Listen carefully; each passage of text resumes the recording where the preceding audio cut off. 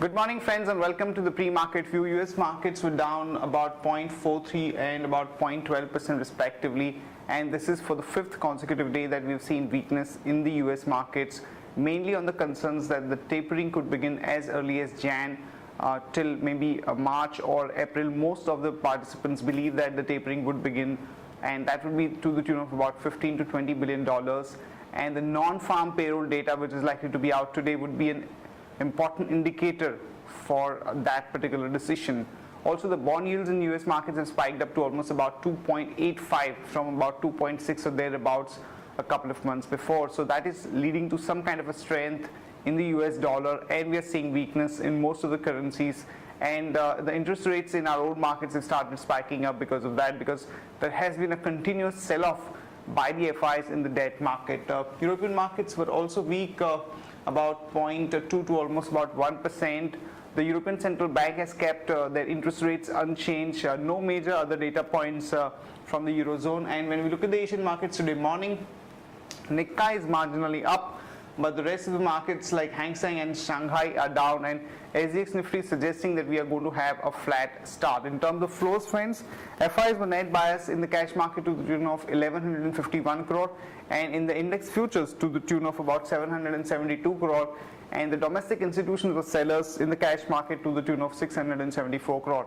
Our own markets yesterday outperformed most of the other markets as we had that indication from the exit poll that BJP could actually get the majority in the 4 states. Though the official verdict will be out on Monday, the market has started building on hopes that if that comes to power, definitely it would be a big trigger for the markets, particularly for the general elections. And on the back of that, we had seen very strong action in the high beta names and the rate sensitives, particularly banks, infrastructure, and some of the mid-cap names. However, some of the defensives like IT and pharma were actually muted.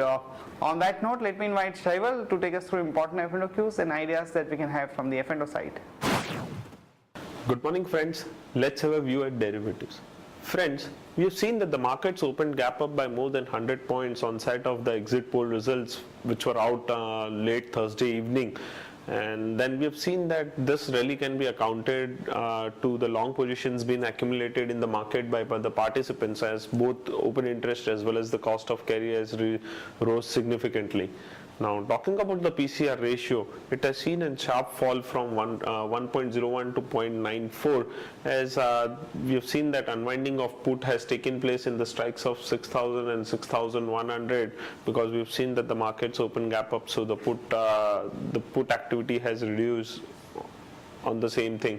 Now, 6,200 put option has seen some good addition taking place, whereas if we talk about the call option, we've seen that unwinding has taken place in 6,300 call option, and that focus has shifted towards 6,400 and 6,500 call option.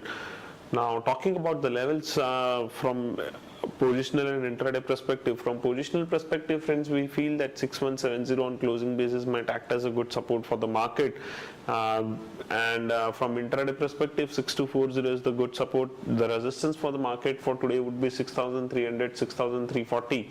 And SGX Nifty is trading flat, but what we have seen is that good amount of activity. The FIs were net buyers in futures and options segment in yesterday's trade. As I said, 6170 on closing basis would the good support for the market. Our VWAP is at 6160, and we are trading about this. Our bias continues to remain positive for the market, and as we have seen from last 2 days, we have seen that the implied volatility as well as the India VIX have cooled off significantly. So what we feel is that buying may continue to emerge in the market at lower levels, and a dip can be taken as an opportunity to go long.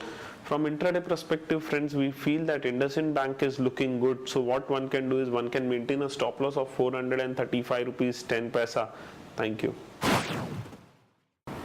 Here are the important news and events that we are tracking today. First of all, Cain India has urged the Director General of Hydrocarbons to declare one of its wells in the onshore block at East Coast as commercial discovery, and once the DGH approval comes about, the JV would invest about $700 to about $750 million over the next 3 to 5 years on the block.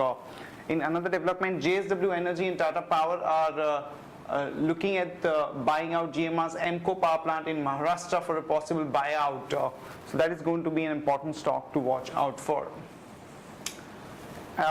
In Jet Etihad deal, an important twist has happened as the investor advisory firm SES has raised the issue of control in the Jet Etihad deal, and once again it's clamoring for an open offer from Jet Airways by Etihad. So Jet stock could remain in limelight because of this development. And Reliance, some negative news as the KG-D6 output has slipped to about 10 mmSCMD.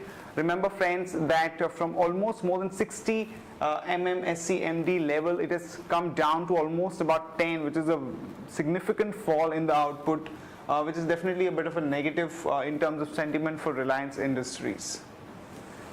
Aeon Capital Partners and Apollo Global Management together are looking at investing about 960 crore in the Avanta Holdings Limited, which is the holding company of Avanta Group, which is headed by Gautam Thapar. And these funds will be utilized by Avanta Group to repay its consortium of lenders and release the promoters' pledged shares. Avanta Holding owns about 42.4% stake in Crompton Greaves and about 49.4% stake in Ballarpur Industries. Some positive news on the political front as the finance minister has been able to reach out an agreement with BJP for the passage of the insurance bill in the winter session of the parliament. This could be a big positive trigger for the companies like Aditya Birla Nuvo and Bajaj Finserv. So we recommend a long on Aditya Birla Nuvo with a stop loss of 1207 and a target of about 1269 to about 1293, and Bajaj Finserv at a price of 731 with a stop loss of 716 and a target of about 753 to about 767. Piramal Enterprise, some positive news as the company has been able to reach about 51% appreciation on their investment in Vodafone that they did about 2 years back. So one can really go long on Piramal Enterprise with a stop loss of 512 and a target of about 538 to about 548. Nmdc, some positive news as the company has hiked iron ore prices by about 200 per ton for this month. So one can go long on Nmdc with a stop loss of 140 and a target of about 147 to about 150. And Future Lifestyle Fashions, Warburg Pincus and some other investor has put in about 300 crore in the Biba Apparels, which is positive for them. So one can go long on Future Lifestyle with a stop loss of 66 and a target of about 70. That's it from all of us friends. Have a great weekend ahead and see you on Monday morning.